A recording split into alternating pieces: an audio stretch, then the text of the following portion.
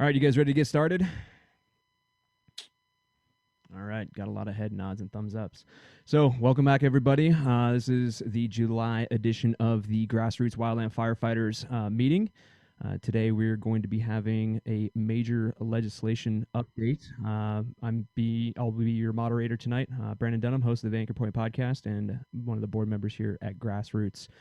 So, with that being said, Mr. Golden, take it away with our awesome legislative update. Okay, can everybody hear me?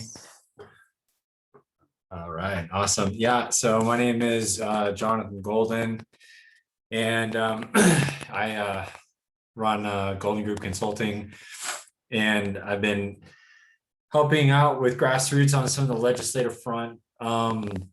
So as you know, into the spring or over the winter into the spring, we've started an outreach campaign to our elected officials over in DC to start kind of raising the issue that, well, frankly, all of you and me formerly face as wildland firefighters, federal wildland firefighters for that matter. And the last week of June 22nd, the week of June 22nd into June 25th to the 30th, I'm sorry, the end of the month. I went back to Washington, D.C. with Michelle Hart, who is the surviving partner of Tim Hart, West Yellowstone smoke jumper, who tragically lost his life early this year, back in June. Tim and I both worked on Ruby Mountain Hot Shots. So kind of how that, connection there.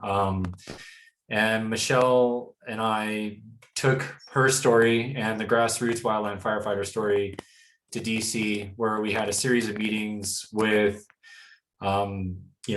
Chief Christensen of the Forest Service, as well as members from around the West and East, specifically, Senators Heinrich out of New Mexico, Lummis out of Wyoming, Barrasso out of Wyoming, and a host more of members. And while we were there, we had a chance to sit down with those members and their staff, as well as key members of the Energy and Natural Resources Committee, to talk about some of the issues that wildland firefighters face, primarily, being pay and benefits, not being up to snuff or par with, our compatriots in state and municipal agencies. And so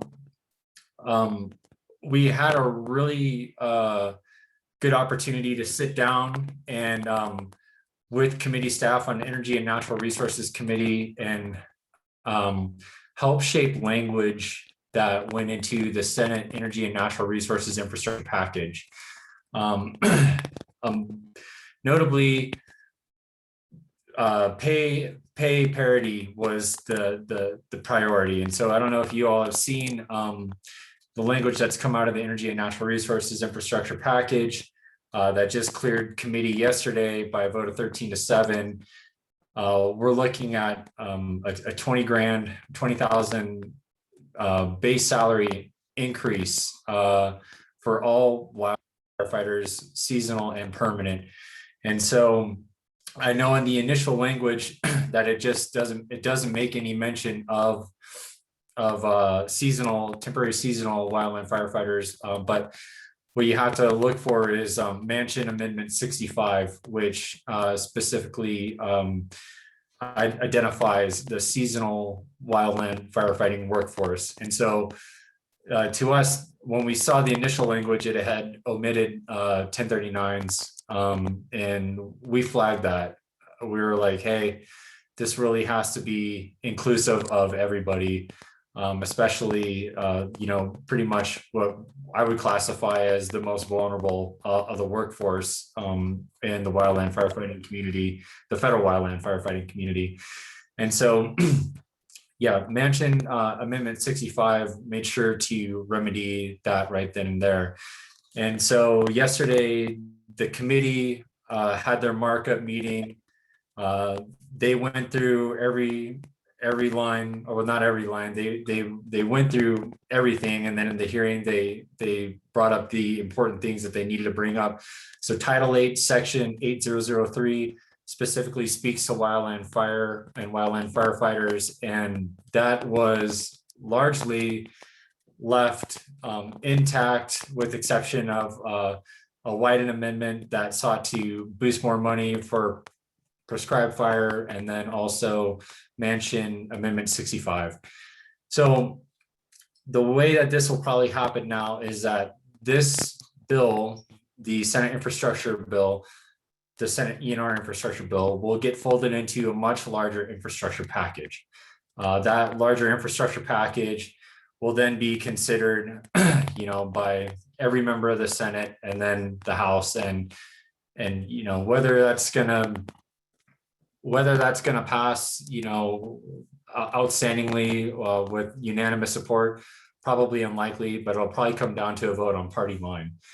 And so with that being said, and not being one to put all of our eggs into one basket, we have been working with other members in the House, specifically Representative Joe Neguse, who is crafting a bill right now based on our bill proposal that we sent to him earlier this winter, that would seek to improve wildland firefighter pay, and also create a mental health, there's very broad language about mental health initiatives in there as well. And that I should also mention, that was something that was also brought into the infrastructure bill when we met with Senator Barrasso.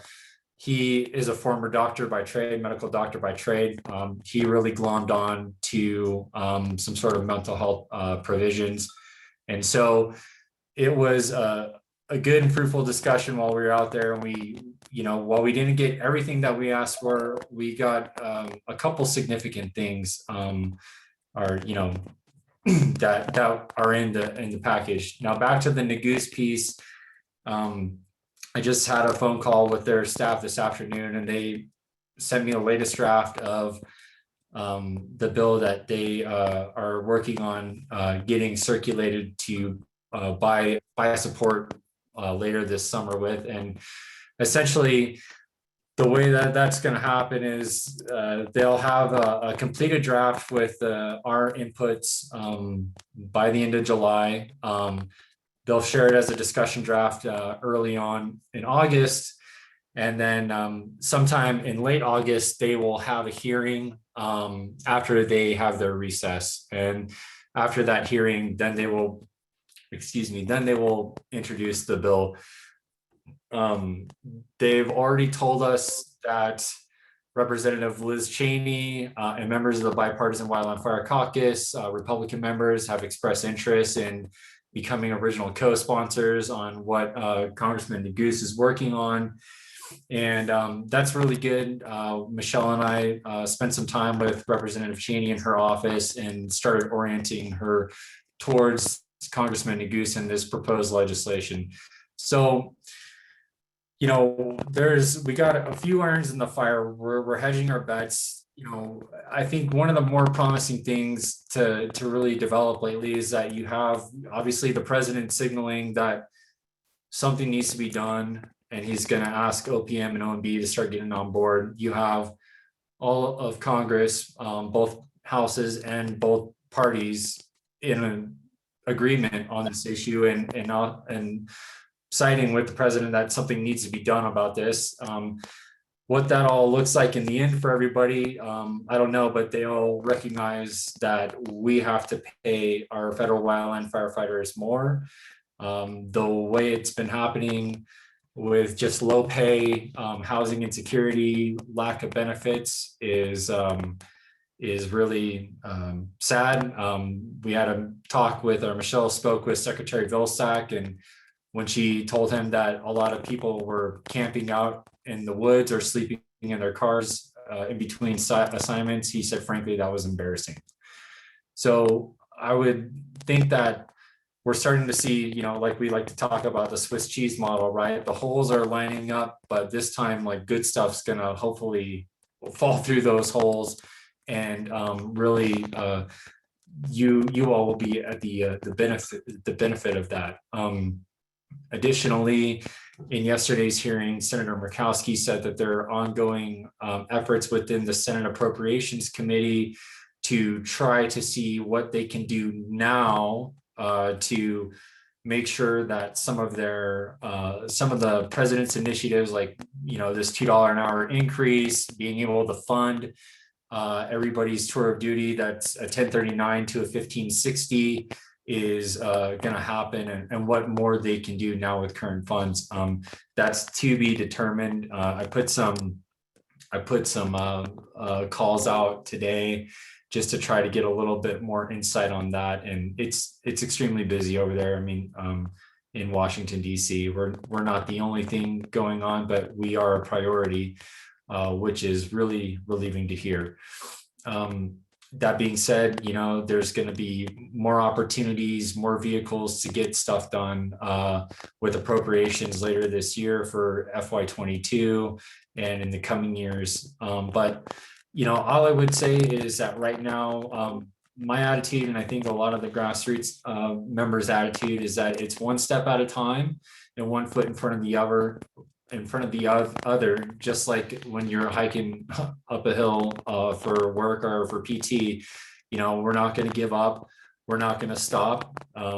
We might go at a slower pace sometimes. We might go at a faster pace, but we're just going to be consistent, and we're going to be there, and we're going to make sure that we're getting the word out to the members and their staff about what you all are experiencing on the ground, and the hardships that not just you, but your families and our public lands and our communities that surround our public lands are enduring. So I'm happy to answer any questions as we go on throughout this, but that's kind of it in a nutshell.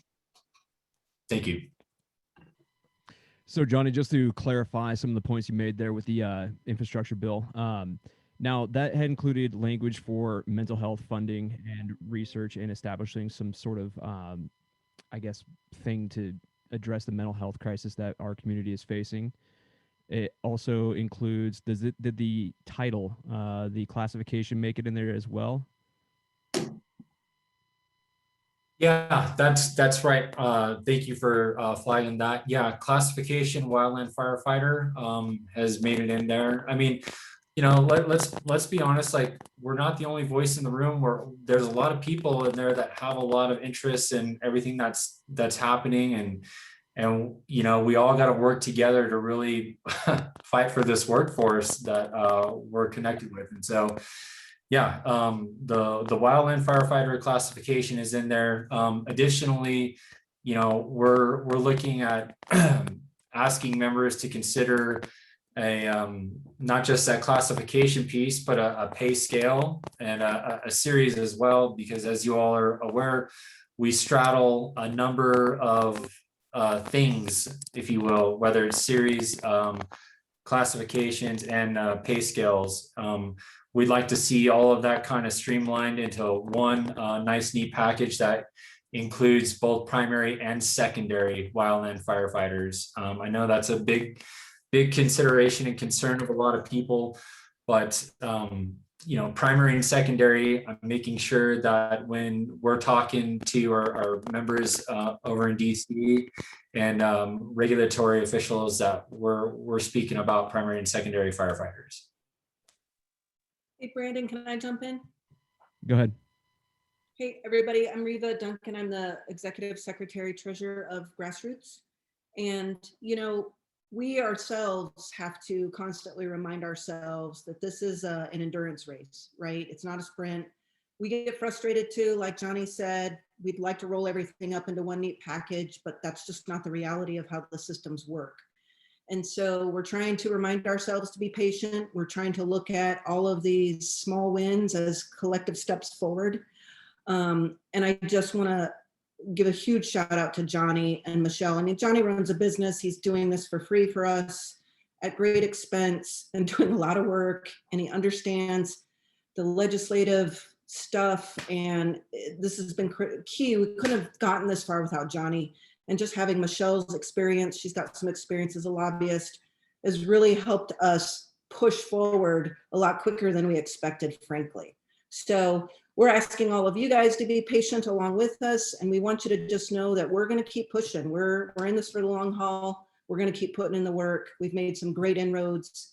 And I'm a naturally cynical person, but I actually feel a little hopeful. So just wanted to say that. Absolutely, Reva. And I think the most important part of this whole game that we're playing here is things like this give us, the boots on the ground, a lot of hope for the future. One thing I wanted to touch on with Johnny there, if you could give us a little baseline civics lesson, if you will. So this piece of legislation has passed the committee. Now, moving forward, what are we looking at? Yeah, I mean, it's like I said, it's gonna get lumped into a larger bill package that will then be up for the whole body, the Senate, for consideration. And then, excuse me, there will be, once that is, completed and passed or some way, shape, or form, it will then move to the House for their consideration, and where there will be some sort of reconciling once the House has completed their portion of it.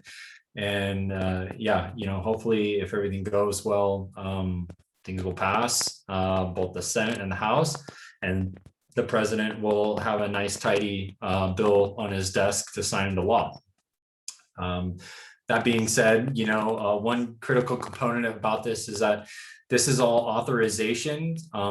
This is all just language that says, like, hey, we need to set aside this money, but a key component of that is actually appropriating the necessary dollars to fund these things.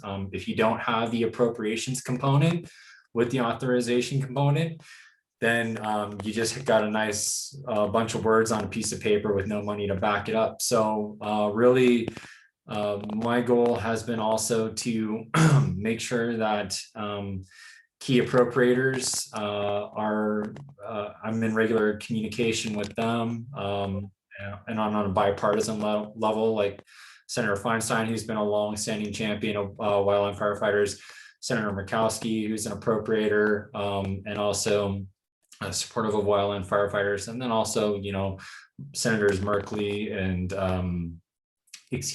Patty Murray up in Washington, who are right now experiencing a lot of extreme fire behavior for this time of year. So making sure that we have the right authorizers and senior members in Congress listening to us and having conversations with us, and then having the right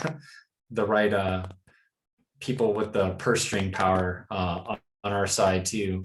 That's all part of the deal. So to me, that's where my money is, I guess, and just making sure that we got appropriators and authorizers, and they understand our problem set, and they're willing and wanting to do something about it. Copy that. Thank you, Johnny. Yeah, I think this is huge. It also opens the door for more avenues of legislation. So this is important work, and yeah, we couldn't have done this monumental thing without your help, Johnny. And shout out to you and Michelle.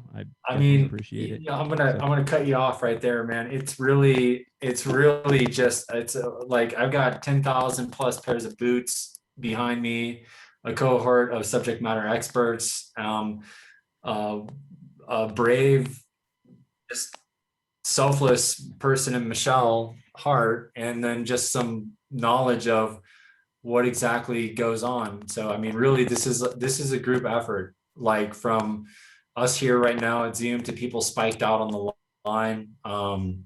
That's how I see it. So really, thank you all. My hats off to you all for really raising the awareness and continuing to do this this tremendous service to the public. So thank you all. Awesome. Thank you, Johnny. All right, so moving on from the legislative update, we got Dutch up next. What do you got for us? Hey, thanks, Brandon. And yeah, thanks everyone for joining us this evening. My name is Pete Dutchick. I go by Dutch. I am the chair of the Comprehensive Health and Wellbeing Committee and a board member of Grassroots as well.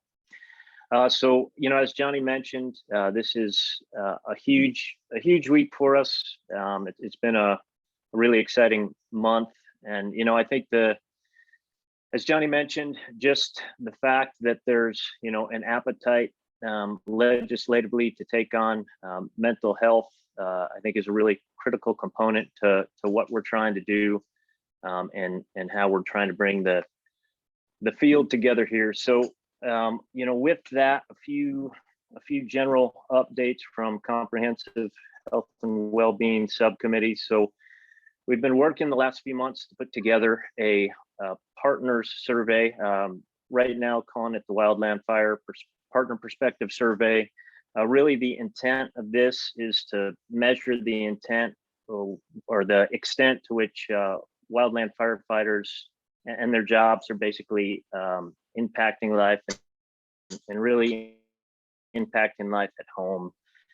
From the beginning, we realized how critical, the family support structure is, from immediate family to extended, and we understand that the impacts that has on life in general. So trying to quantify that or qualify that, I think, is really important as we move forward to try to incorporate, a healthy family support structure into some of the recommendations that we're making. So huge thanks to the Comprehensive Health and Wellbeing Subcommittee that has been helping out with that tremendously and getting it done. So as far as the recommendations that we have in place thus far, we're looking at continuing to raise mental health awareness. And these are things we're really trying to work into the legislative process, but raise mental health awareness, create a system for mental health education. And that also is focusing on making sure that as we bring in new employees, we're making them aware of what they're getting into and including that in the onboarding process. We really want to try to continue to develop an expansive peer support network for wildland firefighters, but this is where we also want to bring families into it. Again, we feel, the family component and support structure is critical. We would like to see an expansion of the critical incident stress management program, not just, as an incident is happening in education, but continuing to follow up with that after the incident occurs itself. And then, the last piece is really to try to, for that next level care, to create a unique mental health support service for wildland firefighters and their families, with culturally relevant and trauma-informed clinicians. So that's really, as we put those general items out there, we're continuing to try to unpack those and see how we can most effectively incorporate those into legislation. And I think a big piece behind that too is creating programs that can sustain this. Right now, in talking with a lot of folks within the agencies, everyone wants to help. Everyone's doing, what they can, but these are programs that need to be well established and make sure we have the funding and really the capacity to fill long-term positions. So we're really looking at that as generating kind of larger scale programs. The other piece that we are focused on is more the long-term health of the workforce as it relates to smoke exposure, particular particulate matter exposure, and just general environmental hazards. So we're really looking at ways to work with other agencies. Right now, working with folks from Utah and California in structure departments, those who work with the state that do have some presumptive cancer coverage. So we're looking at that language and seeing how, down the road, or when the opportunity presents itself, to try to incorporate that to make sure that our folks are covered. We're also looking at timelines that some of those agencies use to dictate as to when someone can officially be covered under some of their presumptive cancer laws. We're also focused on the cardiovascular disease portion as well. So we're trying to tie those in. We're looking at creating a federal wildland fire database for cancer and cardiovascular disease again, and looking and working with some researchers from around the country. You know, the studies are really showing that there is significantly increased risk of cardiovascular disease and cancers that can arise from the working conditions with silicates, smoke, and again, those environmental hazards. So we're trying to key in on that and see how we can weave that into potential language. And the last piece is, we know there's recommendations out there now. We're trying to raise awareness. In fact, you know, there's folks that have been working on these things for 20 years. There's been recommendations out there. You know, anything we can do to mitigate or minimize the impact from things like smoke, you know, excessive amounts and what have you, just trying to get the word out as to how we can, you know, change behavior internally. And again, you know, with the ultimate focus really on legislative reform. So those are the two hot topics right now.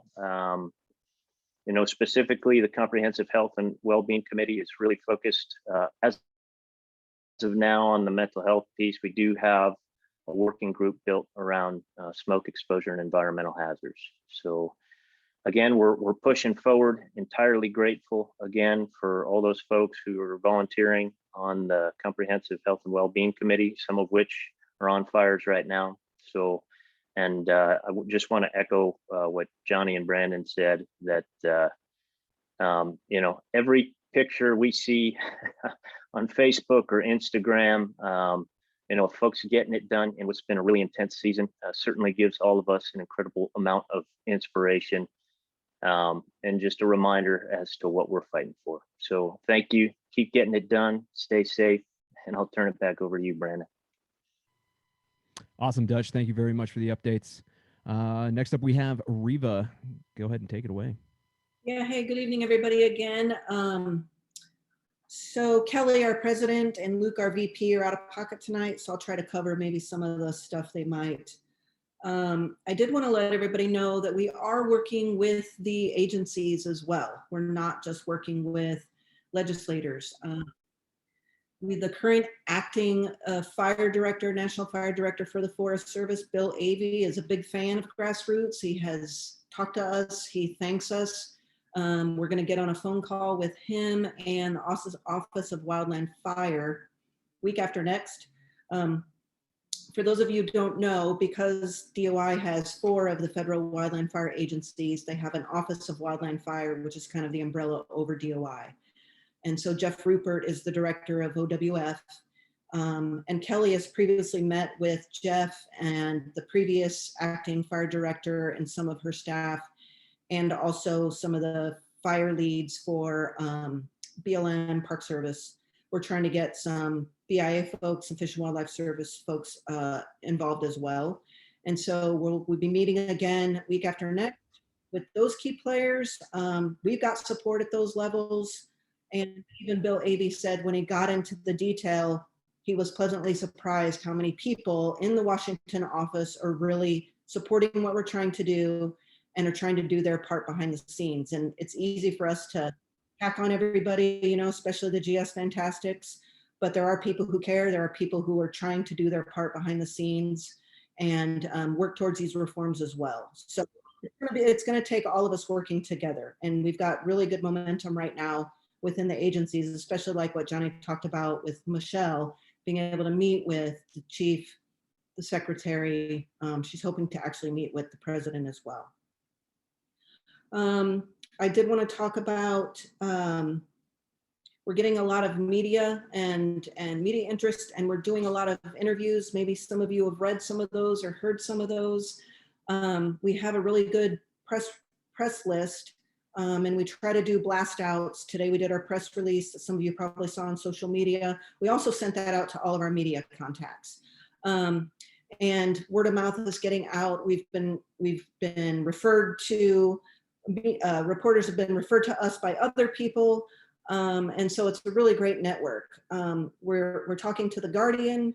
You probably heard Marketplace yesterday. If you didn't, great little interview on NPR. We've got Sophie with Dateline Media, who's a big, she's constantly turning out updates.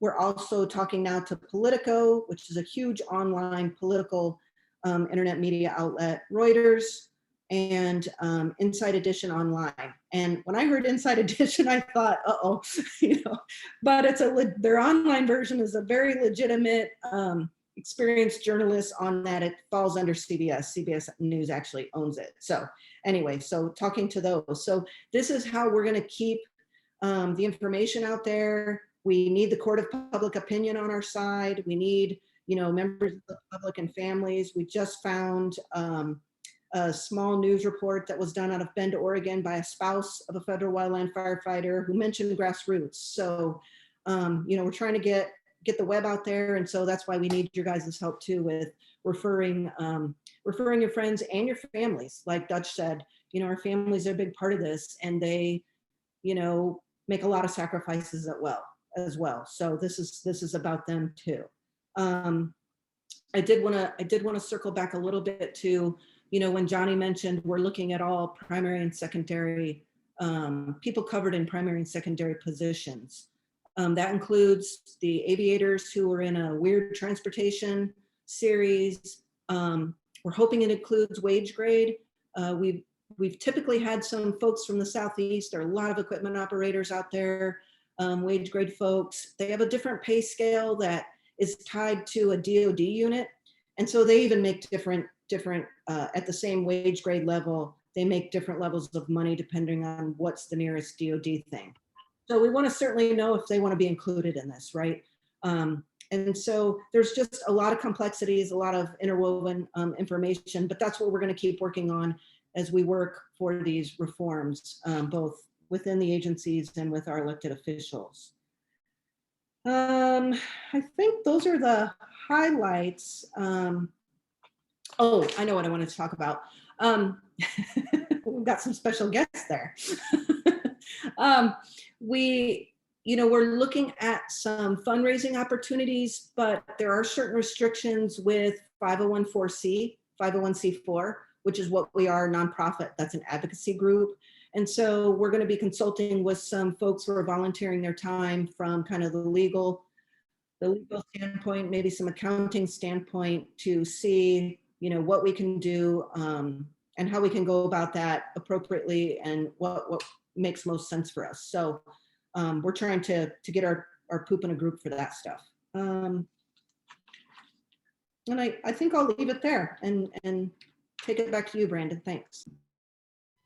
Awesome, Riva. Thank you for the updates. And to just touch on that family and friends comment that you made, I think it's also important that we bring in just everybody. Anybody who has experienced wildfire in their community or have seen a wildfire or sees the big red rolling down the street, kind of entertain the thought of them being able to be educated on what we do. So that also incorporates bringing in our cooperators as well.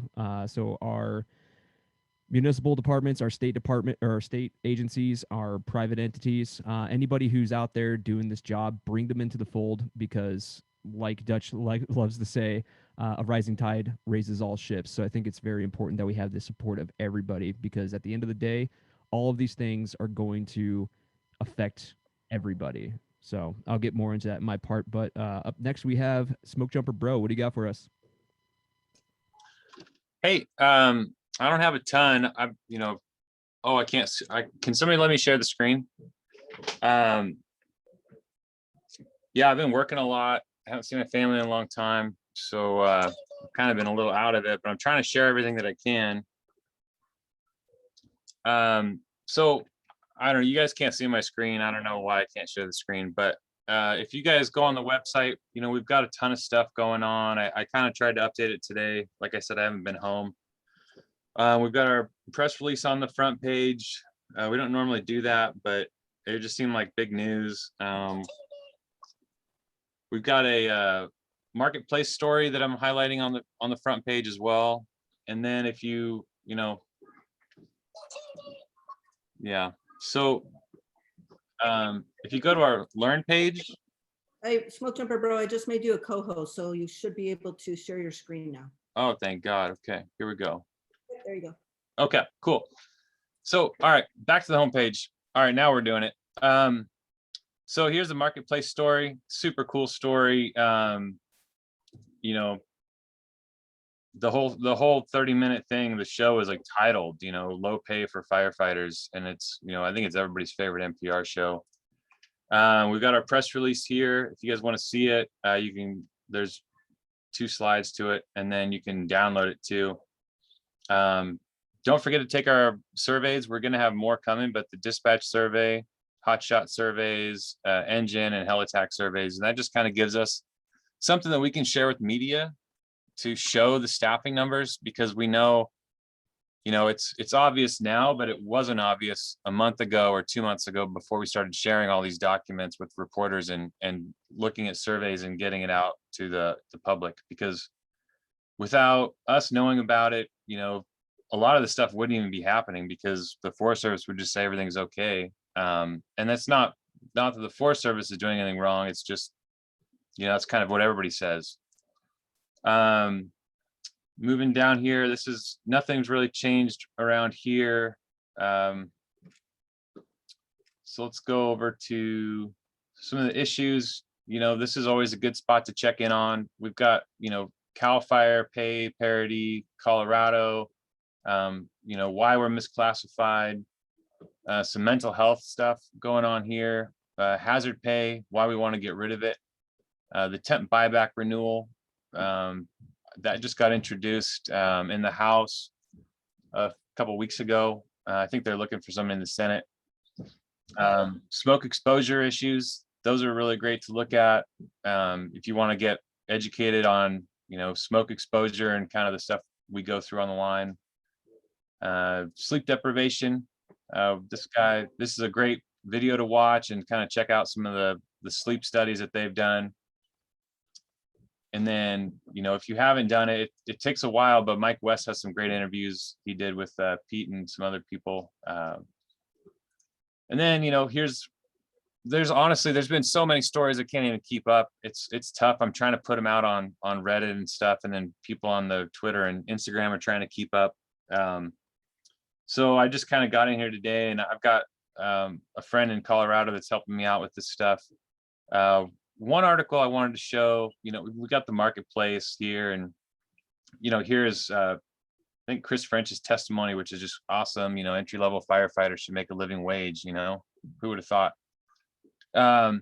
So this State Line Media article, let me see where that gets us to. So Sophie Quinn is so awesome. She's worked with us a ton.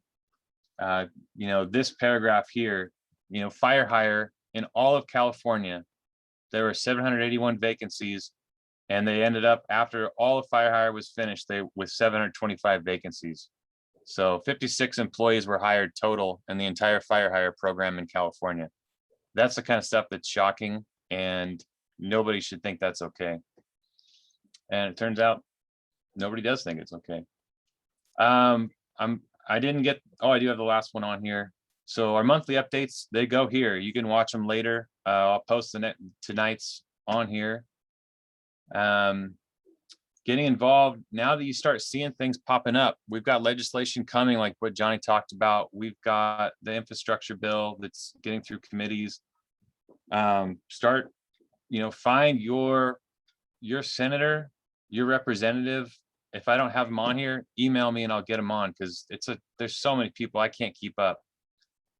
So really, it's the Grassroots Wildland Firefighters. It is grassroots. We need all your help. Everybody's got to get involved. Everybody's got to get on board. And this is, if you click through these things, that's how you can, you know, get to their site and do the contact stuff. Moving on to the recognized organizations. These are groups, you know, where you can reach out and, you know, find people that like us and we like them. The Guardian Institute is awesome.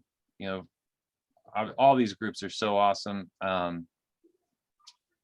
Here's Johnny's group, Golden Group, and then Firemind is the only one where their website isn't quite online yet. But man, for mental health services, these people are lifesavers, literally. I mean, we literally had somebody email and say that the link on our website saved their life, I'm pretty sure, right, Pete? Got a couple more people on board. I added some more people. Everybody's anonymous. You know, you kind of have to be. If you want to get in touch with us, get on the newsletter. Just go right through here, fill all this out, and you'll get all of our newsletters we send out. I've been bad about sending them out. I know there's tons of updates. It's just fire season. So if you have a message for us or want to send us an email, just fill out the message. And there's a few things that are required. You know, do you want to be on the newsletter, and then your email address and your name? But then you can send us a message here. Also, we have a contact right here in the top right corner of this letter that gets an email out to us as well. If you have anybody that you know in the press that you want to get involved, send them over to our press page. And, you know, even if you're not in the press, this is all our press releases are here. I think I might be missing one. So here's our latest press release here from the infrastructure stuff today. This talks about us. And then, and like I said, this list would be like 30 pieces of national media at this point, or 20, but I just put the latest state line media and the marketplace on here, but there's more to come. I need to sit down and update stuff. The store, if anybody wants other stuff on there, you know, just let me know. But right now we've got some great shirts, stickers. The tank top is probably my favorite item. I'm wearing it right now. It runs small, so get a size up. And then these are kind of trucker hats. They're super cool. And the mug. But all that stuff, honestly, you know, I set the prices so it's like we make like $2. There's no profit for us in it. We're just trying to get the merchandise out to people, so you know, we can all kind of be, I don't know, in solidarity on the line out there. Last thing I'll bring up, you know, the donate button. If you guys feel like we're earning your trust, or you know, there's always a way to donate to us if you're trying to make it a monthly donation. We don't really officially advocate, or we don't really ask for donations, but you know, it's my time on the monthly update. I'm doing it. And honestly, you know, when you're seeing these stories, the last thing I'll say, when you're seeing these stories, you know, hit up the reporter on Twitter and be like, man, thanks so much for, you know, highlighting our issues. Like, these things would not get highlighted without these reporters taking an interest in us as people and our critical profession for the public good. And, you know, the other day I had like a report from NBC News just texted me because there was a lot of fires and she was worried about me, you know. So these people, you know, they're not doing it for clicks. They're doing it because they care about us as a workforce, and they want to see our work environment, our mental health, and all that stuff improve. And so it's really awesome. Hit them up on Twitter and say thanks. That's all I got. Copy that. Thanks, Smoker Jumper, bro. Riva, I believe you had a question. Yeah, so Smoke Jumper Bro showed you guys where you can contact your elected officials, and I was going to ask Johnny, you know, should we encourage people to do that once the infrastructure bill gets through the Senate and the House, or before they do? Because we're pretty sure, I think if it gets through both Senate and House, we're pretty sure the president will sign it. But what do you recommend for reaching out and asking for support from elected officials on these bills? Yeah, I would say that, you know, why wait? Now is a good time. And you know, to the you know, the interns that are essentially tasked with reading those or going through those, like, you know, you say like, hey, I'm spiked out here on a fire line, and I'm taking my time to let you know that this issue is important to me. You know, that kind of stuff.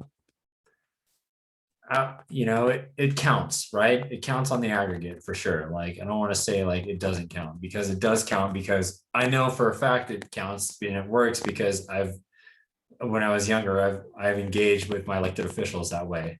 So I'm a firm believer. There are many people that are jaded, that are not as firm of a believer, but I think it works, and I think it's worthwhile. And you know, it's low hanging fruit, right? We got to do all the easy stuff first, and then then we can tackle the hard stuff or whatever. But not even just you, but your friends and family, let them know, have them send it in, coworkers, everything like that. So the more you say stuff, or the more we speak up, and especially like to reporters, thanking them for covering these issues and these stories, like Smoke Jumper Bro was saying, I think it makes a difference, and they're more likely to follow up and keep talking about these stories, because they know people are reading it. So that's what I would say, Riva. Perfect, thanks. All right, so last bit of updates is from the social media side, and that'd be my, I guess, wheelhouse. So social media, it's very important that everybody on board who's following us on our social media, whether that be Facebook, Twitter, Instagram, YouTube, whatever it is you follow, please follow all four. But it's important to share the message of what we're doing. We need to, like Riva said, get the court of public opinion in our favor, and we can't do that without spreading the word. So the more positivity that we show towards these pieces of legislation that we do support, which we will post, the better. Send those to your reporters, send those to your friends, send them to your family, send them to municipal guys, send them to the private sector, they're the private contract firefighters, or your state employees. We want to get as much support and garner as much support as we can, and social media is one of those avenues where it's low-hanging fruit, like Johnny was saying. So the more we utilize these tools and spread awareness and spread our word and our message, the better. So I beg you guys to share the word, follow us, and another update about that is we're very, very close to that 10,000 follower mark. And once we hit that 10,000 followers on Instagram, at least, it's going to be a hell of a lot easier for us to post links to pertinent content like legislative updates or news articles or whatever we happen to be doing behind the scenes. And it'll be just easy for you guys to do. With that being said, that's pretty much the only updates that I have. I know that the social media has been a little bit sporadic, but like we have all kind of reiterated, it is fire season. So a lot of those things are kind of hit and miss. So keep doing what you guys are doing. It's pretty much it for me. I think we usually go offline for questions, just because, to protect some anonymity for folks. Yeah, absolutely. I was just giving you guys some time to fill in anything else that you had to announce or talk about. Yeah. So Smoke Jumper Bro, someone asked what is the bill, so they can reference it if they contact their elected officials, and Smoke Jumper Bro put a link in the chat, so you can go and look at that. It's called the Energy Infrastructure Bill or Act. I don't know what the number is. There we go. Oh yeah. And then some relevant pages. Section 8003 is the specific part about wildfire, because there's a lot of stuff in there, folks. A lot about nuclear energy, all kinds of stuff. So if you go to section 8003, and then there's a list of amendments too, and you can look at amendment 65. That's the one that Senator Manchin put in there. We helped clarify some language with the wildland firefighter pay. And I did want to ask Johnny as well, because we asked the question, because the language says if the secretary wants to do this, and that got us all, what the heck? And so Johnny, maybe you can explain that process to everybody as well, and really what that kind of means, so people aren't feeling like he's going to blow it off. Yeah, I mean, I know we're talking directly to Secretary Vilsack, and we're talking directly to Chief Christensen and Bill Avey and members at OWF. And we have a tentative meeting, I think, with Secretary Holland as well. I don't think the secretaries are going to blow this off. I know that's a real concern that people have. but everybody is realizing. I mean, Senator Manchin, he's from West Virginia. He said himself, like, we recognize, he said this yesterday in the hearing, that we recognize that there is an issue and we all need to work together on this. And Senator Barrasso, when we met with him, said pretty much the same thing. He recognizes that issue too. What's really challenging about these big bills is that while Senator Barrasso may like everything in Section 8003 within Title 8, he might not like other provisions that regard are specifically to energy production here in the United States. I mean, this is the Energy and Natural Resources Committee after all. It's just one committee of jurisdiction over wildland fire issues. So it's kind of tough. It's kind of, you're asking members to put a lot of stuff aside to just either sign on or not vote for a piece of legislation. But yeah, we're having the right conversations with the right people at both the executive and legislative branch right now. And I don't think that the secretary is gonna not do this. If Congress asks him to do something and the president asks him to do something, he's probably gonna do something or probably not be in his job for a while. And let's just face it, the news footage of the destruction this summer, unfortunately, only strengthens the case to actually do something. So, I also want to flag in there too that one of the other things that we asked for when we worked with committee staff was an increase in the prescribed fire funding. So that was another thing that got raised as well. Talking to different forests. When I went out with Luke Mayfield and we went and visited some different ranger districts and forests in Region 6 in the middle of the heat dome.